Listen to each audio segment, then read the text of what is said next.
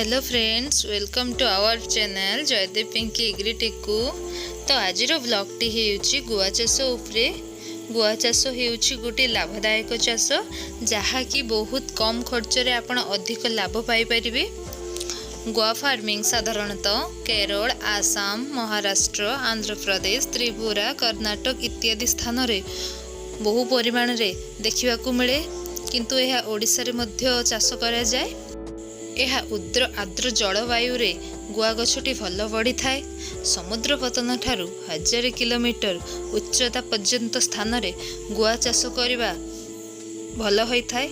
निंगिड़ा और बाली थिबा स्थान रे एही गछटी भल बढ़ी थाए, किंतु पानी जमी थिबा स्थान रे एही चाष करिबा भल होई न थाए, कारण एही जमी रे गछ बढ़ी न थाए।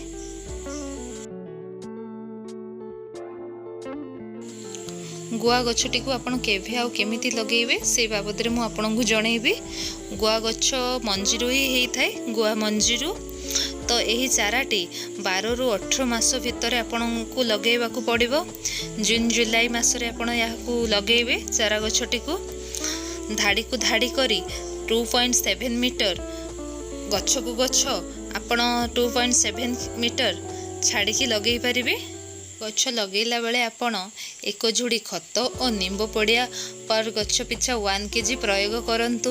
प्रति वर्ष गछ प्रति झुड़िए खत और 100 ग्राम जबखार, 40 ग्राम फॉस्फोरस, ता संग को 150 ग्राम पोटास देबाकू हेबो, जहाँकि आपण एही साररू पाई परिबे।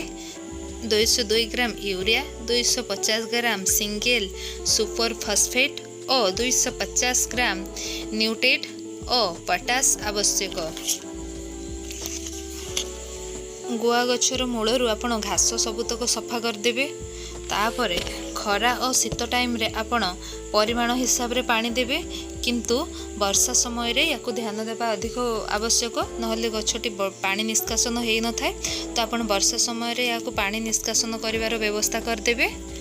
तो आपड़ देखिपे केमती सब गछ लगा जाइए धाड़ी को धाड़ी, आउ तार मूल पूरा सफा अच्छी। तो भल से देखु केमती गछ भी बहुत ही जल्दी बढ़ी जाइए आमर बहुत भल से। तो गुआ चाष रे को रोग देखा जाए और तापाई आपण कौन मेडिसिन यूज करेंगे ता मु आगु को कहूची, ध्यान दियंतु। गुआ चाष रे माहाली रोग देखा जाए। यही माहाली रोगर लक्षण हेउची एहा कसी अवस्था रे ही गछरु फल झड़ी जाय थाए। यार प्रतिकार पाई आपण कौन स्प्रे करेंगे?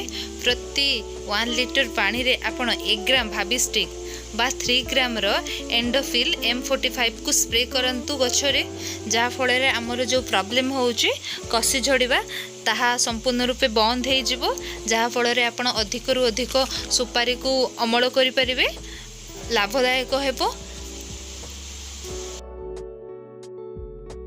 गुआ लगेबार ठीक 4 ରୁ 5 वर्ष पर गछरे फल आसी थाए और यह पाकल हवा पाई 8 ରୁ 9 मास लगी थाए। पाखापाखि 70 भाग गुआ बाचिला परे आपण यह अमल करने उचित। मार्केट रे गुआर चाहिदा बहुत भल अच्छी, रेट मध्य बहुत बढ़ा अच्छी। तो आपण माननकु मोर गुआ उपरे ए वीडियोटी केमती लागिला प्लीज लाइक करंतु, कमेंट करंतु, सब्सक्राइब करंतु, जहा फल रे एमती भल भल वीडियो मु आपण मानक पई नै आसुथिबी फार्मिंग उपरे। आपण मानकर जदि किछि समस्या रहउची हमकु कमेंट करंतु, कमेंट बॉक्स रे जाइकी आ सब्सक्राइब करंतु जयदेव पिंकी एग्रीटेक को। तो नमस्कार, जय जगन्नाथ। देखा हबो नेक्स्ट वीडियो रे।